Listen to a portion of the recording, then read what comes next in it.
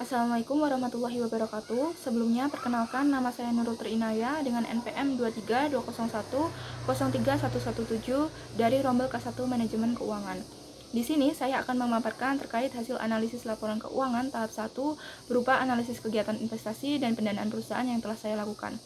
Perusahaan yang saya analisis adalah yang pertama PT Sema, yang kedua PT Seger, dan yang ketiga PT Siko. Selanjutnya, untuk sub-bahan yang dikaji terdiri dari 1.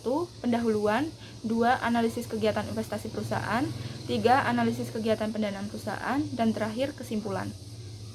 Yang pertama, saya akan memaparkan terkait gambaran umum dari masing-masing perusahaan tadi. Pertama, ada PT Sema yang berdiri di tahun 2009 sebagai salah satu pelopor manufaktur panel listrik di Indonesia, sekaligus juga menjadi mitra resmi Siemens Teknologi sejak tahun yang sama, dan Hyundai Electric Business Partner sejak tahun 2018. Di tahun 2022, PT Sema terus memperluas portofolinya ke sektor teknologi masa depan, seperti pengisian daya kendaraan listrik, telekomunikasi, dan pusat data. Yang kedua, ada PT Seger, didirikan tahun 2008 dan bergerak di industri batubara.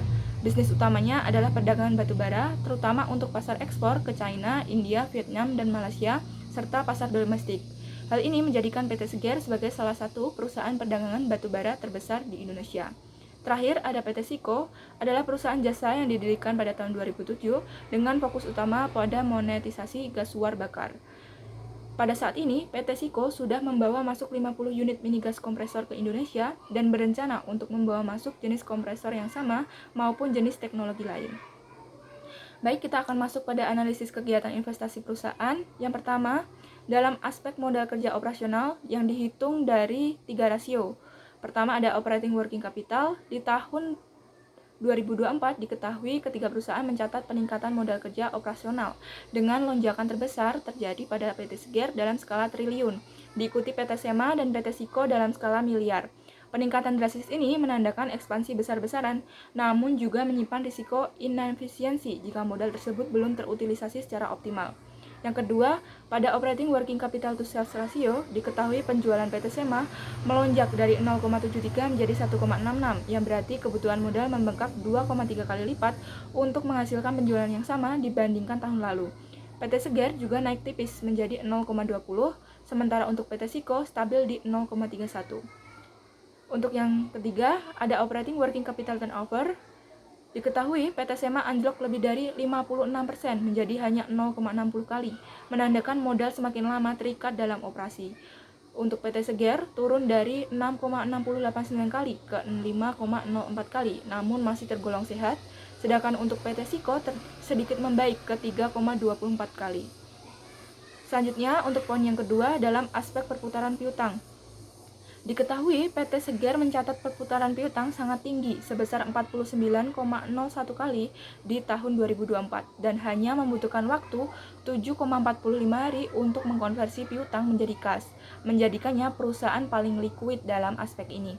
Sebaliknya, PT Sema nyaris tidak bergerak dari angka 2,45 kali dengan waktu penagihan mencapai 149 hari, mengindikasikan risiko piutang tak tertagih sangat tinggi. Sementara untuk PT Siko justru memburuk, di mana waktu penagihan melambat signifikan dari 46 hari menjadi 79 hari, mengindikasikan kebijakan kredit yang semakin longgar. Untuk poin yang ketiga, dalam aspek perputaran persediaan, diketahui PT Siko memimpin dalam efisiensi persediaan dengan perputaran 28,59 kali dan waktu simpan hanya 12,77 hari, menunjukkan sinkronisasi yang baik antara produksi dan permintaan pasar. Untuk PT Sema mengalami penurunan kinerja yang mengkhawatirkan, di mana perputaran persediaan anjlok dari 1,43 kali menjadi 0,54 kali dan waktu penyimpanan melonjak menjadi 676 hari. Kondisi ini mengindikasikan kuat overstock atau produk yang tidak sesuai permintaan pasar. Sementara itu, PT Seger tidak memiliki akun persediaan mengonfirmasi model bisnis tanpa stok barang. Selanjutnya, pada poin 4, dalam aspek perputaran utang usaha, untuk kebijakan pembayaran utang usaha pada ketiga perusahaan menunjukkan perbedaan strategi yang signifikan. Yang pertama, pada PT Siko mempercepat pembayaran secara drastis dengan kenaikan account payable turnover dari 71,13 kali menjadi 129,26 kali, serta memperpendek masa bayar dari 5,13 hari menjadi hanya 2,82 hari. Langkah ini memang meningkatkan daya tawar terhadap pemasok, namun berisiko mengurangi likuiditas kas. Sebaliknya, PT Sema adalah pembayar paling lambat dengan rasio perputaran yang turun dari 2,74 kali menjadi 2,18 kali, serta masa tunda pembayaran yang agresif hingga 167 hari, mengindikasikan tekanan likuiditas sekaligus berpotensi merusak hubungan dengan vendor. Untuk PT Seger mengalami penurunan perputaran dari 33,10 kali menjadi 26,28 kali, yang justru memberikan fleksibilitas karena perusahaan dapat menahan kas sekitar 3 hari lebih lama tanpa mengorbankan reputasi, tercermin dari kenaikan tipis masa bayar dari 11,03 hari menjadi 13,89 hari. Terakhir, pada poin 5, dalam aspek efisiensi aset jangka panjang, berdasarkan perhitungan net long term asset turnover, PT Seger dan PT Sema sebenarnya jauh lebih produktif dibandingkan PT Siko. Namun, penurunan signifikan yang terjadi pada PT Seger dan PT Sema perlu diwaspadai sebagai indikasi adanya penurunan produktivitas, di mana investasi besar pada pabrik dan peralatan belum sepenuhnya terrealisasi dalam bentuk peningkatan penjualan di tahun 2024. Hal serupa terlihat pada rasio PPE turnover. PT Seger anjlok dari 105,35 kali menjadi 41,77 kali, sementara PT Sema turun dari 7,20 kali menjadi 3,65 kali. Penurunan paling drastis pada PT Seger merupakan sinyal hilangnya efisiensi yang harus diwaspadai. Meskipun secara absolut perusahaan masih unggul karena setiap Rp1 investasi pada aset tetap mampu menghasilkan penjualan lebih dari Rp1. Di sisi lain, PT Siko tetap konsisten di kisaran 2 kali, menandakan pemanfaatan aset yang stabil meskipun tidak agresif. Selanjutnya, kita akan masuk dalam analisis kegiatan pendanaan perusahaan, yaitu pada poin pertama, dalam aspek likuiditas yang diukur dengan 3 rasio. Likuiditas PT Siko sangat longgar dengan rasio lancar 5,70 kali dan rasio kas 2,21 kali, yang berarti kas perusahaan mampu menutup seluruh utang jangka pendek lebih dari 2 kali lipat. Meskipun hal ini juga menandakan kas menganggur.